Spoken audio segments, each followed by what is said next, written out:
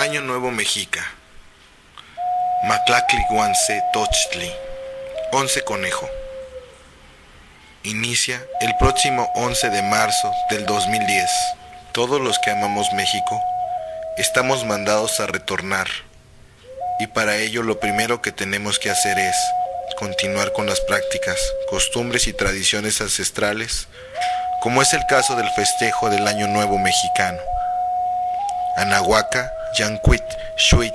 No debemos olvidar que por no conocer nuestra historia, nuestras tradiciones, nuestras costumbres, desde hace 500 años hemos sufrido una serie de invasiones: la española, la francesa, la inglesa, la norteamericana, y ahora todo parece indicar que la China, la cual al parecer ya compró el centro histórico, el ombligo de México.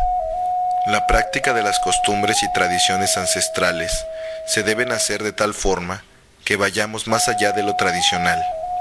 El Año Nuevo de México, 11 Conejo, que nos traerá primero 365 alientos solares, todos ellos diferentes, es un año que, como su símbolo lo indica, es de fertilidad y abundancia. Sin embargo, como los sabios anahuacas veían el tiempo de manera multidireccional, debemos prepararnos para regular la abundancia que va a llegar desde los 4 puntos cardinales, más el arriba y el abajo. Las lluvias del sur serán abundantes, benéficas y constructivas. Las del norte serán también abundantes, pero frías y destructivas.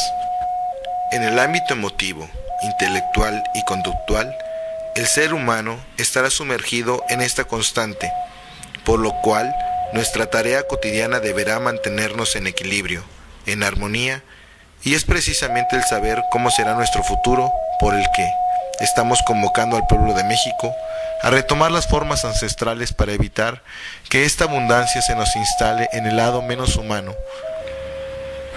No olvides festejar el Año Nuevo Mexica.